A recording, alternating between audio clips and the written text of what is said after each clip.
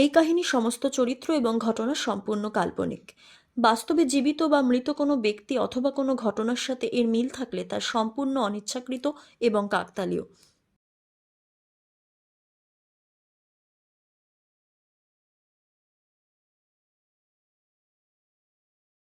আপনারা শুনছেন 221B Harrison road, বাংলার ভূত, বাংলার ভয়, উল্টো পাল্টা গল্প নয়। আজ আপনারা শুনবেন লেখিকা দেবশ্রী ভট্টাচার্যর লেখা একটা গ্রাম বাংলার ভূতের কাহিনী, যাত্রা দাদুর গপ্প।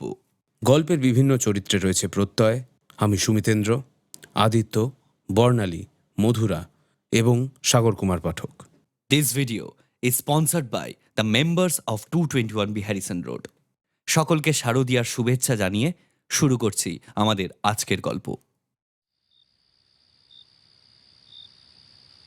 দাদু! ঘরে ঢুকেই বিমান চিৎকার করে উঠল। দুর্গাপুজোর লম্বা ছুটিতে এবার আমরা সবাই বিমানের নারায়ণপুরের বাড়িতে বেড়াতে এসেছি। শহরের পুজো তো এখন মহালয়ার আগে থেকেই শুরু হয়ে যায়, তাই মোটামুটি আইন মেনে পুজো শুরু হওয়ার আগে আমাদের ঠাকুর দেখা শেষ। আর পুজোর সঠিক গন্ধ পেতে একেবারে পঞ্চমীর সকালে চলে এলাম এই নারায়ণপুরে। না, বিমানদের বাড়ি পুরনো জমিদার বাড়ি নয়, পুজো হয় না এখানে। তবে খুব সামনেই গুরু সদায় বাবুদের বাড়ি পুজো হয়। আগামী 4 দিন আমরাও সেখানে নিমন্ত্রিত। বিমানদের বাড়ি আসা চুটিয়ে পুজোর কটা দিন আড্ডা মারার জন্য। আর বিমানের কাছে তার দাদুর খুব প্রশংসা শুনেছি। তিনি নাকি অফুরন্ত গল্পের ভাণ্ডার। কিছু একটা বিষয় নিয়ে নাড়িয়ে দিলেই হলো, তিনি নাকি অনর্গল বলতেই থাকেন। সত্যি কথা, ভদ্রলোকের সম্পর্কে এত প্রশংসা শুনেছিলাম যে তার সাথে আলাপ করার জন্য সেই ট্রেনে ওঠার পর থেকেই প্রাণটা আকুলি বিকলি করছিল। কিন্তু আলাপটা যে এভাবে হবে তা আমি ভাবতে পারিনি। বিমান আমাদের আনার জন্য স্টেশনে গিয়েছিল। একসাথে বাড়ি ঢোকার পরেই কেমন যেন থমথমে পরিবেশ দেখলাম। রান্নাঘরে গরম কড়াই, সবজি নাড়ার আওয়াজ ছাড়া আর কোনো আওয়াজ নেই। কাকু মানে বিমানের বাবা নাকি সকাল থেকেই গুরু সদায় বাবুদের বাড়িতে, আর কাকিমার রান্নাঘরে। তাকে প্রণাম করে বিমানের মুখের দিকে তাকালাম। আমাদের সকলেরই চোখে মুখে আকুল প্রশ্ন, দাদু কোথায়? 3 তলা বাড়ির প্রায় সবকটা ঘরে উঁকি দিয়ে শেষে ছাদের চিলেকোঠা ঘরে ঢুকতেই বুকটা ধক করে উঠল। ছোট্ট এক ফালি চিলেকোঠার ঘরখানা প্রায় পুরোটা জুড়ে পড়ে আছে এক দশাই চেহারার ভদ্রলোক। হাত পা একেবারে দুপাশে ছড়ানো, মুখটা হাঁ করা, চোখের মণি দুটো একেবারে কড়ি কাঠের দিকে স্থির। ভালো করে দেখলাম, বুকের ওঠা পড়া নজরে এলো না। বিমান তো প্রায় কাঁদতে কাঁদতে নিচে ছুটে গেল। আমরা ঠিক যত পা এগিয়েছিলাম তত পা পিছিয়ে গেলাম। কাকিমা আঁচলে হাত মুছতে মুছতে ছুটে এলেন। বাবা, কি হয়েছে আপনার? কি হয়েছে? দুবার ভদ্রলোকের কাঁধ ধরে ঝাঁকুনি দিলেন, তবু কোনো হেলদোল নেই। প্রায় 2 মিনিট বাদে আমরা যখন আবার নিচে ফিরে যাব, মানে প্রায় খাট জোগাড় করার তোড়জোড় করব বলে ঠিক করছি, হঠাৎ শুনলাম একটা গলা খাঁকারি দেওয়ার আওয়াজ। আরে কি, কলকাতা থেকে কারা সব এই বুড়োকে দেখবে বলে আসার কথা ছিল, তারা সব এসে গেছে নাকি? হ্যাঁ, আমরা চমকে তাকালাম ভদ্রলোকের দিকে। কাকিমা দেখলাম হাঁ করে ওনার দিকে তাকিয়ে আছে। বিমান গরম গরম দুটো নিঃশ্বাস ফেলে বলল, দাদু, এটা কি ছিল? দাদু দুপাটি বাঁধানো দাঁতের হাসি একেবারে কান অবধি টেনে বললেন, একটু মজা করছিলাম আর কি। তারপর আমাদের দিকে তাকিয়ে বললেন, কি হ্যাঁ, ভয় পেয়ে গিয়েছিলে নাকি? হ্যাঁ, আসলে এককালে আমি যাত্রা করতাম, বুঝলে। এই এই পুজোর সময় হলেই একের পর এক অভিনয়ের ডাক পেতাম আমি। সেই মাদুরগঞ্জ অবধি যেতে হতো অনেক সময়। এখন তো আর কেউ ডাকে না, কিন্তু এই পুজোর সময় বাজনা শুনলেই মনটা কেমন যাত্রা যাত্রা করে আমার। ইস, অভিনয় না হাতি, মরা সৈনিকের পার্ট বলুন। হ্যাঁ, তা সেটা আপনি বেশ ভালোই পারেন। উফ, এখনো বুকের ভেতরটা একেবারে ধকধক করছে। দেখুন তো, একবার ছেলে মেয়েগুলোর মুখের দিকে তাকিয়ে দেখুন, ভয়ে একেবারে শুকিয়ে আমসি হয়ে গেছে। ভদ্রলোক আমাদের দিকে ড্যাব ড্যাব করে কেমন একটা অপরাধীর মতো চোখ তুলে তাকিয়ে বললেন, একটু বেশি হয়ে গেছে না? খুব ভয় পেয়ে গিয়েছিল বুঝি? আমরা বোধহয় একটু দম নিলাম। তারপর হো হো করে হাসিতে ফেটে পড়লাম। সত্যি কথা বলতে কি, এই হাসিটাই খুঁজতে বোধহয় এত কষ্ট করে নারায়ণপুরে এসেছিলাম। তবে বিমানের রাগ তখনও পড়েনি। মানে তোমাকে নিয়ে আর পারা যায় না। গল্প শুনবো বলে ওদেরকে নিয়ে এলাম, আর তুমি বাড়িতে ঢুকতেই কি মানে কি এটা? কেন? এই তো শুরু করে দিলাম আমার যাত্রার গল্প। কেমন অভিনয় দেখলি বল? কি বল, কেমন অভিনয় দেখলি তোরা সব? হ্যাঁ, কাকিমা আবার গজগজ করে বলতে লাগলেন, রাখুন তো আপনার অভিনয়। এই বাড়িতে তো এসেছি আর কম দিন হলো না। কই, আপনাকে তো কোথাও অভিনয় করতে যেতে দেখলাম না। বাচ্চা বাচ্চা ছেলে মেয়েগুলো আসতেই অমনি ওদেরকে দেখাতে মরা সৈনিকের পার্ট করলেন। এই তুমি তুমি একদম আমার অভিনয় নিয়ে কিছু বলবে না। এই জানো, একবার আমার অভিনয় দেখে এই নারায়ণপুরের লোকে কেমন আতঙ্কিত হয়ে পড়েছিল। আমি আর থাকতে না পেরে বললাম, হ্যাঁ দাদু, আপনার অভিনয় কিন্তু সত্যি আতঙ্কিত হওয়ার মতো। না না, সেরকম কিছু না। একবার এই অভিনয় করতে গিয়ে আমি বেশ বিপদে পড়ে গিয়েছিলাম, বুঝলে। তাহলে এই গল্পটাই হয়ে যাক দাদু। চন্দ্রিমা লাফিয়ে উঠে বলল। আমি, নয়ন, কাঞ্চন, চন্দ্রিমা ওখানেই দাদুকে ঘিরে বসে পড়লাম। কাকিমা বললেন, আগে হাত মুখ ধুয়ে এই ঘুপচি ঘরে না বসে নিচের বৈঠকখানায় পাটি পেতে বসতে। ওইখানটা অনেক খোলামেলা। অগত্যা আমরা সবাই আদেশ পালন করলাম। হুড়মুড় করে জল ঢেলে স্নান সেরে জামা কাপড় বদলে দোতলার বৈঠকখানায় এসে বসলাম। এখনো খাওয়ার দেরি আছে। কাকিমা মুড়ি আর নারকেল কোড়া দিয়ে গেলেন। প্রথমে বুঝিনি, এখন খাবারটা সামনে দেখে বুঝলাম বেশ খিদে পেয়েছিল। তবে খাবারের খিদের থেকেও যেটা বেশি পেয়েছে সেটা হলো গল্পের খিদে। আমরা যেন আর ধৈর্য রাখতে পারছিলাম না। দাদুকে চেপে ধরলাম। ও দাদু, আর কতক্ষণ অপেক্ষা করব? শুরু করো এবার। হ্যাঁ হ্যাঁ, বিমানও দেখলাম আমার পাশে এসে বসলো। দাদু দেখি এদিক ওদিক তাকাচ্ছেন। অবাক হয়ে জিজ্ঞাসা করলাম, কি হলো দাদু, কি দেখছো? না মানে ওই দেখছিলাম আর কি। মানে গল্পটার মধ্যে বেশ একটা ভুতুড়ে ব্যাপার আছে তো। মানে একটু রাতের দিকে হলে ভালো হতো না? বেশ বৃষ্টি ফৃষ্টি পড়বে, জমতো আর কি গল্পটা। আপত্তি জানিয়ে বললাম, এখন পুজোর সময় দাদু, রাতের বেলায় বৃষ্টি পড়লে একটু ভালো লাগবে না। সারা গ্রামের লোক মনে মনে আমাদের সাপ মান্নি করবে। আপনি শুরু করুন, বৃষ্টি পড়ুক আর না পড়ুক, এখন গল্পের সময়। দাদু হাসলেন, তারপর শুরু করলেন।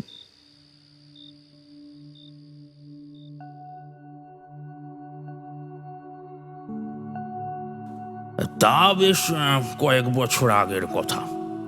আমি তখন একেবারেই তাগড়াই জোয়ান যাকে বলে। অভিনয়ের শখটা আমার ছোট থেকেই ছিল। গ্রামে যাত্রাপালার আসর বসলেই সঙ্গে জুড়ে পড়তাম গিয়ে। ওদের সাথে ঘুরতে ঘুরতেই টুকটাক অভিনয় শিখেছি আমি। এইভাবে একসময় আমার ভাগ্যের শিখেছিল, বুঝলে। সত্যবাদী হরিশ্চন্দ্র পালায় আমি প্রথম বড় পাঠ পেলাম, বিশ্বামিত্র মুনির পাঠ। লোকে একেবারে ধন্য ধন্য করল। এইভাবেই যাত্রা মহলে এই ভূষণ মারুঝের নামখানা ছড়ালো। শুধু এই গ্রামে নয়, আশেপাশের গ্রামেও অভিনয় করেছি আমি। একবার একটি নতুন পালা গানে সুযোগ পেলাম। নাম ছিল সতী ইন্দ্রাণী। বিবাহ মণ্ডপ থেকে ইন্দ্রাণীকে তুলে নিয়ে যায় ডাকাতেরা, সঙ্গে আরো টাকা পয়সা সোনা দানাও সব লুট করে। কিন্তু ডাকাত সর্দার গোবিন্দ পালোয়ান রেগে যায় তার দলের লোকেদের ওপরে। মানে তিনি তো শুধু টাকা পয়সার সোনা দানা লুট করতে বলেছিলেন, এই নববধূকে তুলে আনার এই আদেশটাকে দিল শুনি। তার আদেশে আবার তার দলের লোকেরা ইন্দ্রাণীকে ফিরিয়ে দিয়ে আসে তার শ্বশুর বাড়িতে। কিন্তু দুঃখের বিষয়, সেকালের সমাজ ইন্দ্রাণীকে গ্রহণ করে না। ইন্দ্রাণী ফিরে আসে আবার গোবিন্দ পালোয়ানের কাছে। গোবিন্দ পালোয়ান তাকে একেবারে নিজের মেয়ের মতো গ্রহণ করে আর আপ্রাণ চেষ্টা করে ইন্দ্রাণীকে তার নিজের জায়গা ফিরিয়ে দেবার। এমনকি শেষ পর্যন্ত গোবিন্দ পুলিশের কাছে আত্মসমর্পণ করেছিল। এইসব নিয়েই গল্পটা ছিল। এটা কিন্তু বলে রাখি, একেবারে সত্যি ঘটনা। এককালে এই নারায়ণপুরের মাটিতেই এই ঘটনাখানা ঘটেছিল। এখনো নারায়ণপুরের শেষ প্রান্তের জঙ্গলে গোবিন্দ পালোয়ানের আখড়ার ধ্বংসাবশেষ দেখতে পাওয়া যায়। অবশ্য এখন আর ওখানে কোনো ডাকাত ফাকাত নেই, ওসব চুকে বুকে গেছে অনেক দিন হলো। এখন ওই ঘটনা নিয়ে পালাগান লেখা হয়।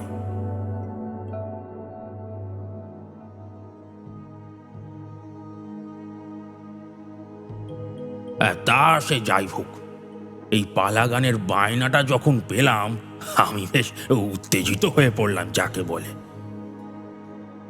আমাদের সময় সাধারণত ওই রাধাকৃষ্ণ, মা মনসার পালা, এইসব ঠাকুর দেবতার পালাগানই বেশি হতো। বড় জোর ওই ধরো রাজা হরিশ্চন্দ্র, বিশ্বমঙ্গল, এই পর্যন্ত। গোবিন্দ পালোয়ানের জীবন নিয়ে পালাগান খুব কমই হতো। তা ব্যাপারটা ছিল যেমন নতুন, তেমন দর্শক কতটা নেবে সেটা নিয়েও বিস্তর চিন্তা ছিল আমাদের মধ্যে। আমাদের যাত্রা দলের ম্যানেজার আমাকে বললেন, বাবা নবীন, নতুন পালা গান আনছি, মঞ্চে কিন্তু একেবারে আগুন জ্বালিয়ে দিতে হবে। একদম পালা হবে গধূলির মাঠে, প্রায় 500 দর্শক আসবে রাতে পালা দেখতে। সকলে যেন একেবারে কানতে কানতে বাড়ি ফেরে। বাড়ি ফিরেও যেন শোকে গোবিন্দ পালোয়ানের ছবি লেগে থাকে। পালাটার নাম যদিও ছিল সতী ইন্দ্রাণী, কিন্তু পালার সবটুকু শ্বাস ছিল ওই গোবিন্দ পালোয়ান।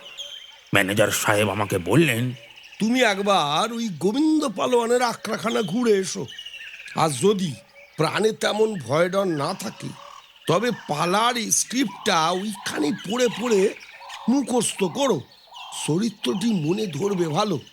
প্রস্তাবটা আমারও বেশ পছন্দ হলো।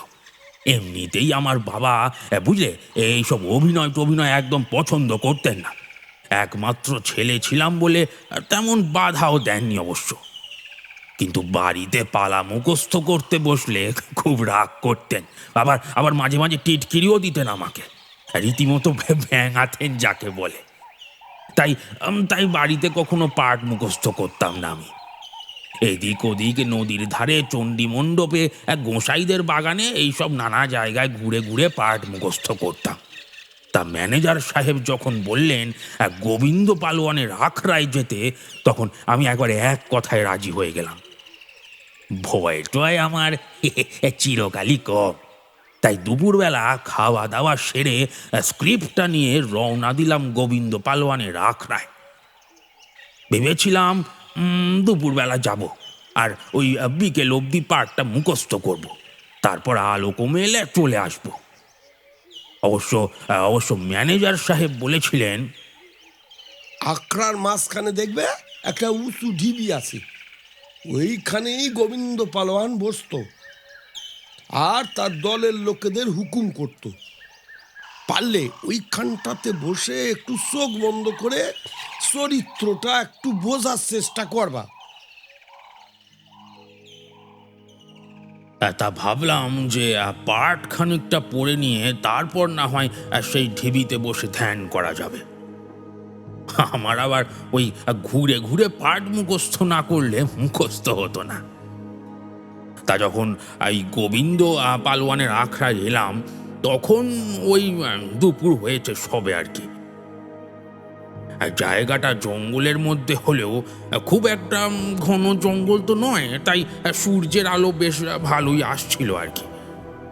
তবে তবে এখানে লোকজন খুব একটা আসে না, দু একজন কাঠুরে আসে, সে তাও ভোরের দিকে আর কি। জায়গাটা দুপুরের দিকে একেবারে জনশূন্য হয়ে যায়। একটা নাম না জানা পাখি শুধু একঘেয়ে স্বরে ডেকে চলেছে। বলেছিলাম না ভয় পাই না, তবে তবে স্ক্রিপ্টের কাগজ হাতে এসে প্রথমটা একটু ভয় ভয় করছিল। তারপর ভেবে দেখলাম যে চেঁচিয়ে চেঁচিয়ে পাঠ মুখস্থ করি, তাহলে হয়তো আর ভয় টয় পাবো না। তা স্ক্রিপ্টের পাতাটা খুলে চিৎকার করে পড়তে লাগলাম। লজ্জা করে না? ওরে তোদের লজ্জা করে না? বিবাহ মণ্ডপে বসেছিল অবগণ্ঠিতা কুলবধূ, তাকে তোরা এইভাবে অপহরণ করলি। একটি সুন্দর ফুল দেবতার পায়ে নিবেদিত হবে বলে সবেমাত্র প্রস্ফুটিত হয়েছিল, তাকে তোরা এইভাবে ছেদন করলি। পামর, লজ্জা করে না? ওরে তোদের লজ্জা করে না? হঠাৎ মনে হলো যে আমি একা নই, আমার সামনে যেন অনেকে দাঁড়িয়ে আছে। আমি তাদের দেখতে পাচ্ছি না বটে, কিন্তু তাদের নিঃশ্বাস প্রশ্বাস অনুভব করতে পারছি। আমি একবার হকচকিয়ে থমকে গেলাম, চুপচাপ কিছুক্ষণ দাঁড়িয়ে রইলাম। না, আর কিছু মনে হচ্ছে না। ভাবলাম একটু বেশি বোধহয় তন্ময় হয়ে পড়েছিলাম পাঠখানা নিয়ে, তাই বোধহয় এরকম মনে হচ্ছিল। গা ঝাড়া দিয়ে আবার মন দিয়ে পাঠটা মুখস্থ করতে বসলাম। আগের থেকে আরো জোরে জোরে পাঠ বলতে শুরু করলাম। লজ্জা করে না? তোদের লজ্জা করে না? ওরে তোদের লজ্জা করে না? আবার মনে হলো সেই আগের মতোই অবস্থা, কারা যেন সব পেছনে ঘুরে বেড়াচ্ছে আমার। ঘন ঘন নিঃশ্বাস পড়ছে তাদের, মনে হচ্ছে যেন পায়ের শব্দ শুনতে পাচ্ছি। এবার বেশ ভয় হতে লাগলো। পাঠ পড়া থামিয়ে দিলাম, কিন্তু এবার আর শব্দগুলো কিন্তু থামলো না, যেরকম ছিল সেরকমই চলতে লাগলো। মনে হচ্ছে কারা যেন শুকনো পাতার উপর দিয়ে মচমচ করে হেঁটে যাচ্ছে।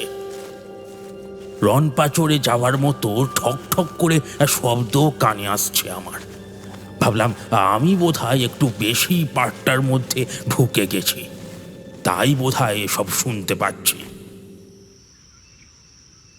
খানিকটা বিশ্রাম নিয়ে আবার শুরু করব ভেবে এইবারে সেই মাঝখানের উঁচু ঢিবিতে বসে পড়লাম। ম্যানেজার সাহেব বলেছিল যে এই ঢিবিতে বসে চোখ বন্ধ করে গোবিন্দ পালোয়ানের কথা ভাবতে। আমি ভাবলাম যে এই ফাঁকেই ওই ভাবিটা সেরে নি। পাঠ যখন মুখস্থ করছি না, তখন না হয় এই কাজটাই সেরে নি। আর এইটাই আমার কাল হলো। আমি সবে মাত্র চোখ বন্ধ করেছি, মনে হলো লাল টকটকে কাপালিকের মতো ধুতি পরা এক বেশ দীর্ঘদেহী পুরুষ আস্তে আস্তে আমার দিকে এগিয়ে আসছে। তার সারা শরীর দিয়ে যেন দিব্য আভা বের হচ্ছে। তার সাদা দাড়ি প্রায় বুক অবধি লম্বা, মাথার ওপর সব চূড়ো করে বাঁধা রয়েছে চুলগুলো। তিনি একেবারে আমার সামনে এসে দাঁড়ালেন। আমি সঙ্গে সঙ্গে উঠে দাঁড়ালাম। মনে হলো সেই দীর্ঘদেহী পুরুষটি আমার সর্বাঙ্গ জরিপ করছেন। তারপর একটা হালকা হাসির রেখা দেখা গেল তার ঠোঁটের ফাঁকে। তারপর যেন একরাশ ব্যঙ্গ নিয়ে আমার দিকে তাকিয়ে বললেন, গোবিন্দ পালোয়ান। কিছুক্ষণ সময়, তারপর সেই দীর্ঘদেহী পুরুষ যেন আমার শরীরের মধ্যে প্রবেশ করলো, আর সঙ্গে সঙ্গে একটা একটা অদ্ভুত কান ফাটানো আওয়াজ শুনতে পেলাম।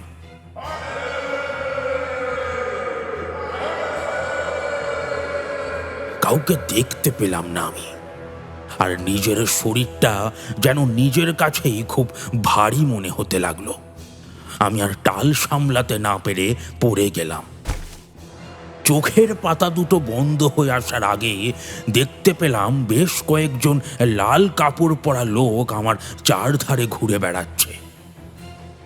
তাদের চোখগুলো রক্তবর্ণ, কিন্তু কিন্তু আমার দিকে যেন বড় সম্ভ্রমের সাথেই তারা তাকাচ্ছে। আবার একটা কান ফাটানো আওয়াজ।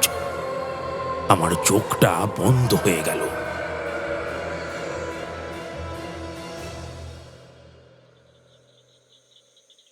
কতক্ষণ ওইভাবে ওখানে পড়ে থাকলাম কে জানে। যখন জ্ঞান ফিরল, দেখলাম ওপরে গাছের ফাঁক দিয়ে চাঁদ দেখা যাচ্ছে। পাশে একটা জন্তুর নিঃশ্বাসের শব্দ পাচ্ছি আমি। তাকিয়ে দেখলাম একটা শেয়াল প্রায় আমার মাথার কাছে নাক লাগিয়ে গন্ধ শুকছে।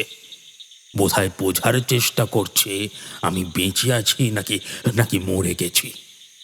আমি তড়াক করে লাফিয়ে উঠলাম।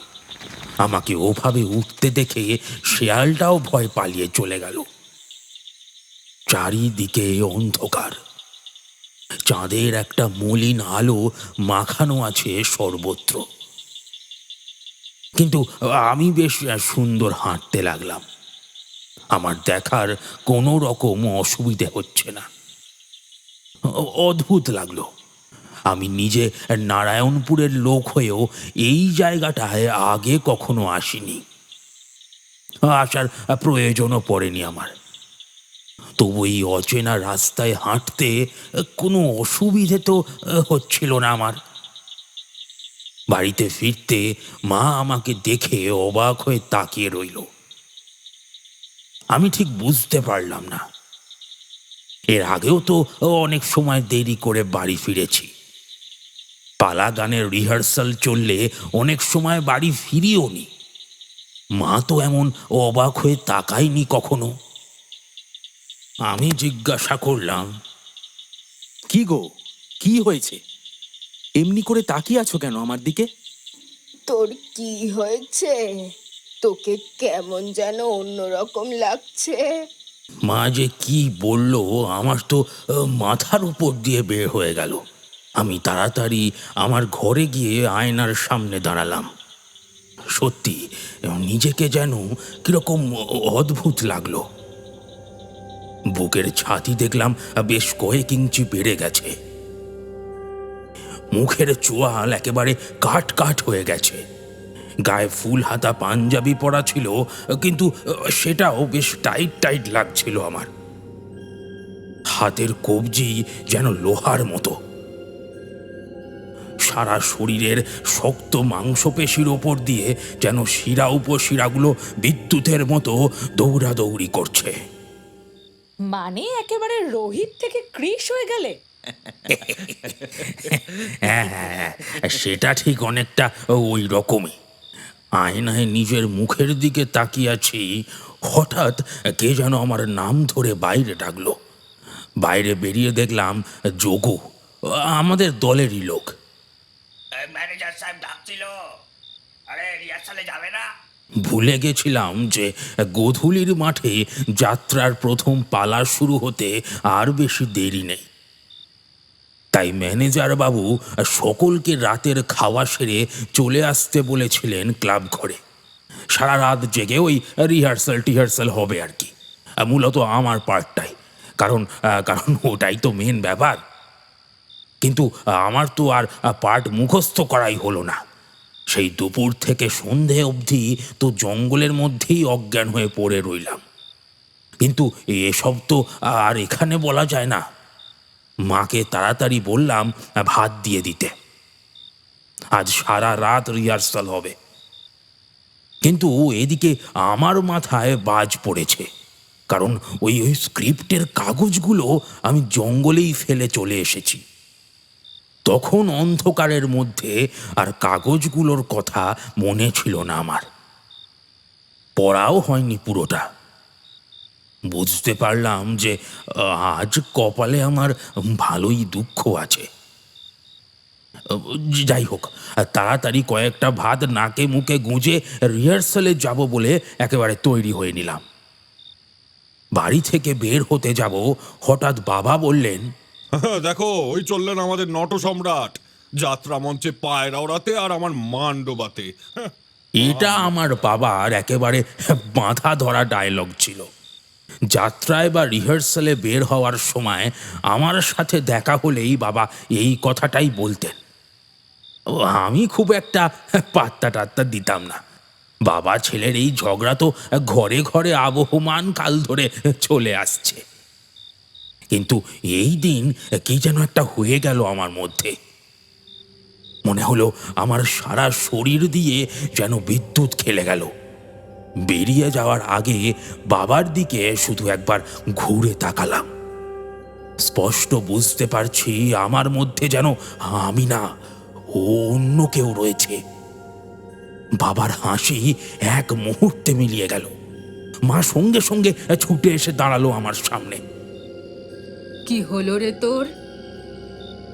মাকে দেখে আমি একটু শান্ত হলাম, আর কোনো কথা না বলে বেরিয়ে এলাম সঙ্গে সঙ্গে। বেরিয়ে আসতে আসতেই শুনতে পেলাম বাবা মাকে বলছেন, ওর চোখ দুটো দেখেছিলে? কেমন জবা ফুলের মতো লাল হয়ে গেল এক মুহূর্তে। নেশা ভাঙ করছে নাকি গো? মা সে কথার পাত্তা না দিয়ে বলল, দূর, তাহলে তো সব সময় চোখটা লাল থাকতো। ওর কিছু একটা হয়েছে, আজ কোথায় যেন একটা গিয়েছিল, তারপর থেকে লক্ষ্য করছি ওর কিছু একটা হয়েছে। সেটা তো আমিও বুঝতে পারছি যে আমার মধ্যে কিছু একটা হয়েছে। সত্যিই যে আমার কিছু হয়েছে সেটা আর একবার টের পেলাম আমি ক্লাব ঘরে গিয়ে।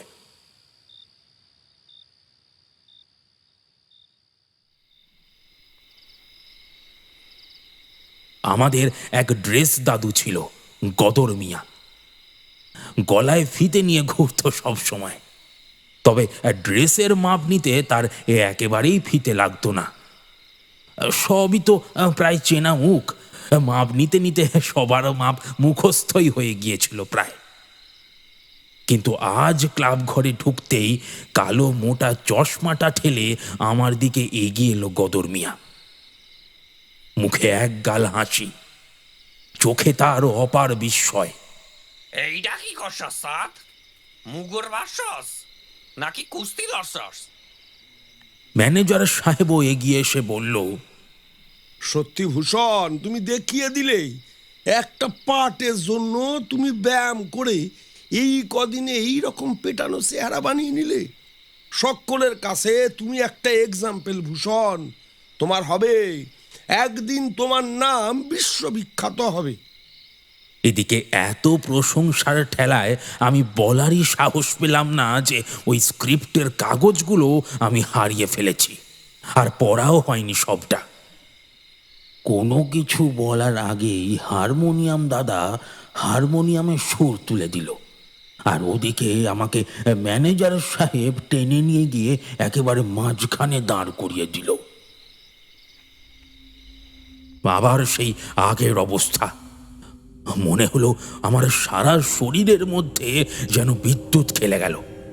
চারদিকে যারা বসেছিল তারা যেন মুহূর্তে উধাও হয়ে গেল আমার সামনে থেকে। আমার আশেপাশে লাল ধুতি মালকোঁচা দিয়ে পড়া প্রায় 10-12 জন পালোয়ান। তাদের সকলের কপালে আমারই এঁকে দেওয়া রক্তচন্দনের তিলক একেবারে জ্বলজ্বল করছে। তাদের চোখ যেন সব ভাটার মতো জ্বলছে একেবারে। কিন্তু আমার দিকে তাকিয়ে সবাই শান্ত হয়ে দাঁড়িয়ে রয়েছে সেখানে। আমি আবার চিৎকার করে বলতে শুরু করলাম, লজ্জা করে না? ওরে তোদের লজ্জা করে না? বিবাহ মণ্ডপে বসেছিল অবগণ্ঠিতা কুলবধূ, তাকে তোরা এইভাবে অপহরণ করলি। একটি সুন্দর ফুল দেবতার পায়ে নিবেদিত হবে বলে সবেমাত্র প্রস্ফুটিত হয়েছিল, তাকে তোরা এইভাবে ছেদন করলি। পামর, লজ্জা করে না?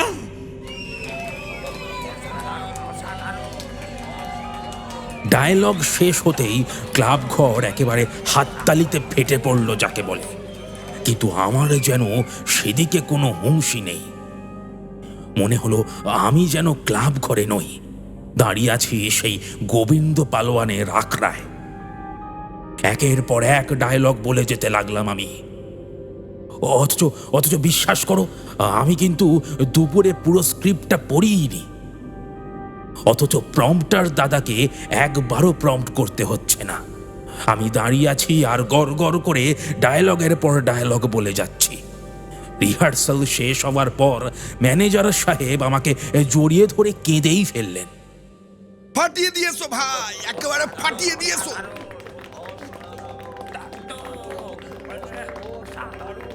রাতের রিহার্সাল সারা রাত চলার কথা ছিল, কিন্তু তার আর দরকার পড়ল না। 1-1.5 ঘন্টায় সব মিটে গেল, তাই সবাই যে যার বাড়ি চলে গেল, শুধু আমি ছাড়া। আমি আবার হাঁটতে হাঁটতে চলে গেলাম জঙ্গলের ভিতর। বলতে পারো কেউ যেন আমাকে নিয়ে গেল। ফাঁকা শুনশান জঙ্গল একেবারে। একটা পেঁচা বসে আছে একটা মোটা গাছের ডালে, আর যেন অবাক হয়ে আমার দিকেই দেখছে। কেউ আসে না এখানে। দিনের বেলাতে তো নয়, আর রাতে তো প্রশ্নই নেই। আমি একা বসে পড়লাম আবার সেই ঢিবির ওপর।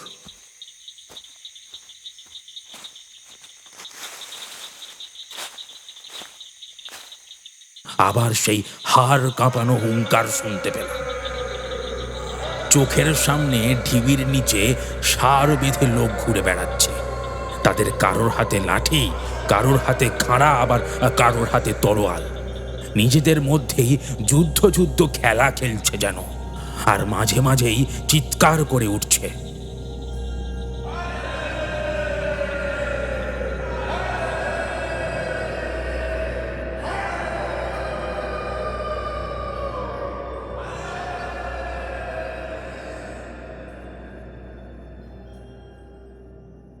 মোটামুটি 7 দিনের মাথায় প্রথম পালা হলো গোধূলির মাঠে। মাঠ পুরো ভেঙে পড়েছিল সেদিন, তিল ধারণের জায়গা পর্যন্ত নেই। সেদিনও ঠিক সেই একইভাবে আমার শরীরে যেন বিদ্যুৎ খেলে গেল। আমি নয়, অন্য কেউ যেন আমার হয়ে অভিনয় করে গেল। সকলে ধন্য ধন্য করতে লাগলো একদম। সেদিন বোধহয় মাঠে এমন একটাও লোক ছিল না যার চোখ দিয়ে জল পড়েনি। মল্লিক বাড়ির বড়বাবু আমাকে একখানা সোনার চেন উপহার দিয়েছিলেন। এখনো আছে সেটা আমার কাছে। আমার অভিনয় জীবনের প্রথম পুরস্কার সেটা।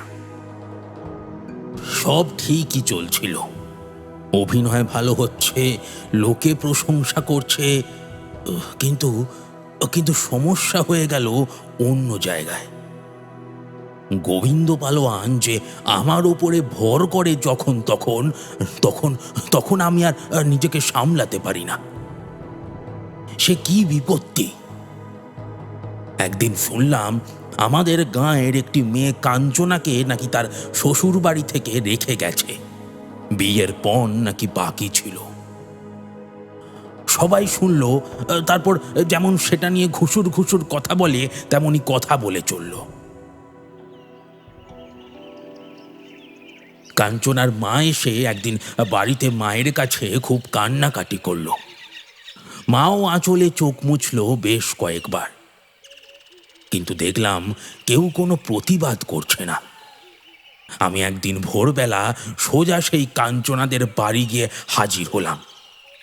কাকিমা, আপনার মেয়েকে তৈরি হতে বলুন, ওকে ওর শ্বশুর বাড়িতে রেখে আসবো এক্ষুনি। কাঞ্চনার মা অবাক হয়ে তাকিয়ে আছে আমার দিকে। কাঞ্চনাও তখন কি একটা কাজে বাইরে এসেছিল। আমার কথা শুনে ঝরঝর করে কেঁদে ফেলল কাঞ্চনা। উফ, এসব কান্নাকাটি পরে করবে। 8টার ট্রেনটা ধরতে না পারলে দুপুরের মধ্যে পৌঁছতে পারবো না তোমার শ্বশুর বাড়িতে। আজ তোমার শ্বশুর বাড়িতেই ভাত খাবো বলে ঠিক করেছি। মেয়েটি তাড়াতাড়ি বাক্স প্যাঁটরা গুছিয়ে চলে এলো। কাঞ্চনার মা অনেক কিছু বলার চেষ্টা করলো। ওর বাবা হাত কচলাতে কচলাতে আমার পিছন অনেক দূর এলো। আমি আর ওদিকে তাকাচ্ছিলামই না।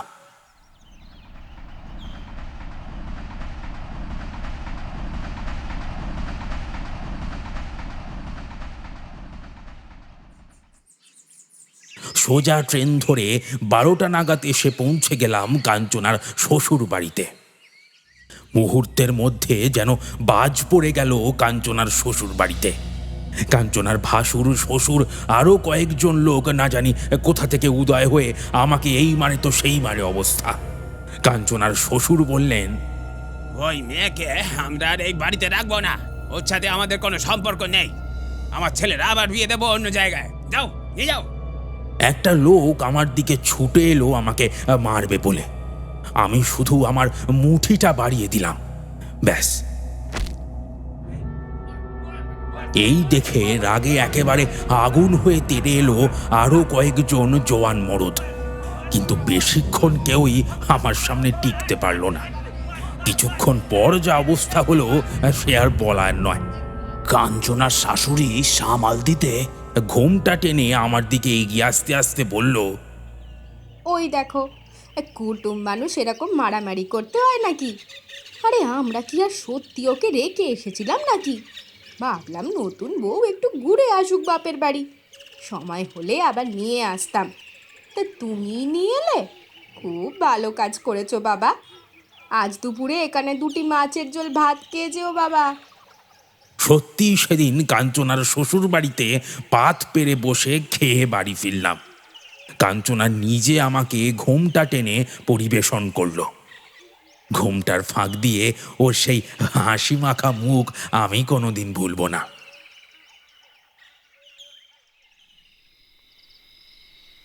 বাড়ি ফিরে যথারীতি বাবার কাছে একেবারে উত্তম মধ্যম খেলাম। চ্যাঙারির বাড়ি পিঠে পড়ল। বেশি একেবারে রংবাজ হয়েছ না? কে বলেছে তোমাকে এত সর্দারি করতে? সর্দার হয়েছ, হ্যাঁ সর্দার?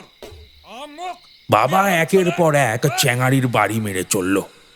পিঠে নীল কালশিটে পড়ে গেল একেবারে।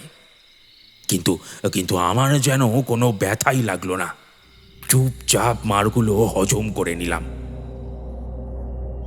মার খেতে খেতে দেখলাম আবার আমাকে ঘিরে ধরেছে প্রায় 10-12 জন পালোয়ান। লাল ধুতি মালকোচা মেরে পড়ে তারা যেন বিজয়ের আনন্দে উদ্বাহু হয়ে নৃত্য করছে, আর মাঝে মাঝে চিৎকার করে উঠছে, সেই হাড় কাঁপানো চিৎকার।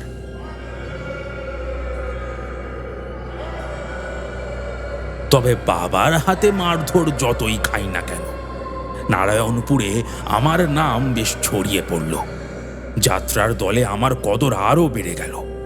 একের পর এক সতী ইন্দ্রাণীর বায়না আসতে লাগলো আমার কাছে। আর যত এই গোবিন্দ পালোয়ানের পার্ট করতে থাকি, তত যেন নিজের মধ্যে গোবিন্দ পালোয়ানকে আমি অনুভব করছিলাম। এখন আর রাতের বেলায় আমার ঘুম আসে না। বিছানায় শুলেই দেখতে পাই সেই 10-12 জন পালোয়ান আমার খাটের চারপাশে ঘুরে বেড়াচ্ছে, আর মাঝে মাঝেই দুটো হাত মাথার ওপর তুলে চিৎকার করে উঠছে। ঘুমোতে পারি না একেবারে।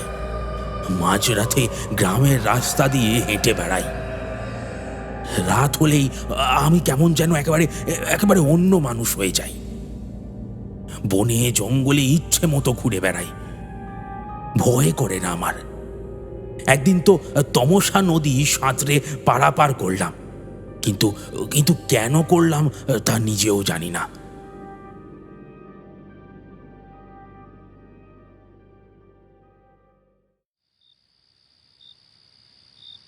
এইভাবেই দিন কাটতে লাগলো। একদিন যাত্রা দলের সাথে গেলাম ভিন গাঁয়ে, বগুড়া গ্রাম। নারায়ণপুর থেকে সে অনেক ক্রোশ পথ। পৌঁছতে পৌঁছতে বেশ রাত হয়ে গেছে। তখনকার দিনে যাত্রার শিল্পীদের জন্য আলাদা থাকা খাওয়ার কোনো ব্যবস্থা ছিল না। যে গ্রামে যাচ্ছে সেই গ্রামেই কারো না কারোর বাড়িতে থাকার ব্যবস্থা হয়ে যেত। আমি তখন যাকে বলে যাত্রা দলের নায়ক একেবারে। আমার পার্ট দেখার জন্যই তো এত মানুষ ভিড় করে, তাই তখন আমার আলাদাই খাতির যত্ন। বহুরা গ্রামের জমিদার ঋষিকেশ মজুমদারের অতিথিশালায় জায়গা হলো আমার। বহাল তবিয়তে বেশ রাজার হালে আছি। কিন্তু রাত হতেই শুরু হলো বিপত্তি। এক নাগারে অনেকক্ষণ ধরে কারোর যেন কান্নার আওয়াজ কানে ভেসে আসছিল। এমনিতেই আমার রাতের ঘুম অনেক দিন হলো চুকে বুকে গেছে। তার উপর অচেনা জায়গায় প্রথম দিন এমনিতেই ঘুমটুম কম হয়। বেশ কিছুক্ষণ বিছানা আঁকড়ে শুয়ে থাকার চেষ্টা করলাম, কিন্তু শুয়ে থাকার কপালে লেখা নেই। চোখের সামনে আবার সেই লাল ধুতি মাল কোঁচা মেরে পড়া 10-12 জন তাগড়া জোয়ান ঘুরতে শুরু করেছে। হাত দুটো শূন্যে তুলে চিৎকার করছে তারা। আমি আর থাকতে পারলাম না, উঠে পড়লুম। কিন্তু বাইরে আসতেই জমিদারের পাইক আমাকে চেপে ধরল। খাড়াও, এত রাতে কোথায় যাচ্ছেন বাবু? কার যেন কান্নার আওয়াজ কানে আসছে, তাই দেখতে যাচ্ছি আর কি একটু। ও কিছু না, শুয়ে পড়ুন গিয়ে। আমি সেই পাইককে প্রায় ধাক্কা মেরে এগিয়ে গেলাম। জমিদারের বারমহলের এঘর সেঘর উঁকি দিচ্ছি, আর সেই পাইক আমার পিছন পিছন দৌড়চ্ছে। আমি জমিদারের অতিথি, তাই আমার ওপর আবার ওই বল প্রয়োগও করতে পারছে না। কিন্তু এঘর সেঘর ঘুরেও কান্নার উৎসটা খুঁজে পাচ্ছিলাম না। অথচ পরিষ্কার কানে ভেসে আসছে যে কে যেন কাঁদছে একটা। বেশ কিছুক্ষণ মহলের এদিক ওদিক দৌড়ে বেড়ানোর পরে রাজবাড়ির একটা দেওয়ালের দিকে চোখ পড়ল। দেওয়ালের ঠিক সামনে গোবিন্দ পালোয়ান দাঁড়িয়ে। সেই প্রথম দিন যাকে আমার শরীরের মধ্যে ঢুকতে দেখেছিলাম। লাল ধুতি পরা দীর্ঘদেহী এক পুরুষ, সাদা দাড়ি, সাদা চুল চূড়ো করে মাথার উপরে বাঁধা, সারা দেহ দিয়ে যেন জ্যোতি বের হচ্ছে। আমি তাড়াতাড়ি সেই দেওয়ালের দিকে এগিয়ে গেলাম। এবার সেই পাইকটা আর শুধু শুধু চেয়ে দেখতে পারল না। দোষ নেই, নুন খেয়েছে তো মনিবের। আরে ডাকাইত আয়া রে, আও রে, আরে আও রে।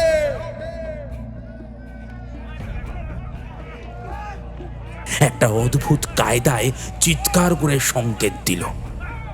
সঙ্গে সঙ্গে কোথা থেকে কে জানে শয়ে শয়ে জমিদারের পাইক এসে হাজির হয়ে গেল। কিন্তু আমাকে আটকাবে তখন কার সাধ্যি? একজন পাইককে ঠেলে ফেলে দিয়ে তার হাতের লাঠিটা নিয়ে মাথার উপর ঘোরাতে লাগলাম। আমার সামনে দাঁড়াবে কার সাধ্য আছে তখন? আমি একা, আর আমার সামনে প্রায় 100 জন পাইক। তবু কেউ আমার সাথে সেদিন লড়তে পারল না। আমার কানে তখনও বেজে চলেছে সেই ভয়ঙ্কর হাড় কাঁপানো আওয়াজ। সেই দেওয়ালটার একটা ফাটল ধরে একদিকে টান দিতেই সেটা সরে গেল। ওটা আসলে ছিল জমিদারের গুমঘর। জমিদারের খাজনা দিতে না পারলে চাষিদের ওখানে বন্দি করে রাখা হতো। আলো বাতাসহীন অন্ধকার ঘরে খিদে তেষ্টায় সেই চাষি মরে গেলে জমিদার তার জমি হড়প করে নিত। ওই ঘরে একটা আস্ত চাষি পরিবার ছিল। এক চাষি, চাষির বউ আর তাদের 10 বছরের ছেলে। ওই ছেলেটার কান্নার আওয়াজই আমার কানে ভেসে আসছিল। ওরা সেদিন মুক্তি পেল, কিন্তু কিন্তু কি দাদু? দাদুর গল্প শুনতে শুনতে আমরাও যেন পৌঁছে গিয়েছিলাম সেই গোবিন্দ পালোয়ানের আখড়ায়। কিন্তু আমার অভিনয় জীবনের সেখানেই ইতি ঘটল। সেই জমিদার ঋষিকেশ মজুমদার আমার ম্যানেজার মশাইকে এমন শাসানি দিল যে তিনি আর আমাকে দলে রাখতে চাইলেন না। আমাকে দল থেকে বার করে দেওয়ার আগে তিনি বললেন, ভূষণ, তোমাকে চরিত্রে ঢুকতে বলেছিলাম, কিন্তু তুমি এই চরিত্রে এতটাই ঢুকে গেছো যে নিজেকেই হারিয়ে ফেলেছো। আমরা তো কোনো ডাকাত সর্দারের দলে রাখতে পারবো না। আমি বললাম, আচ্ছা দাদু, তারপর আর কোনোদিন অভিনয় করেননি? না, আর করা হয়নি। বাড়িতেও মা বাবা অশান্তি শুরু করলো। যাত্রা ভুলে আমি ব্যবসায় মন দিলাম। আস্তে আস্তে গোবিন্দ পালোয়ান আমার জীবন থেকে হারিয়ে গেল। শুধু চোখের সামনে যখন কোনো অন্যায় দেখতাম, তখন যেন কানে আসতো যে কারা যেন চিৎকার করছে। কানে চিৎকারটা আসতো, কিন্তু মনে সাহসটা আর পেতাম না।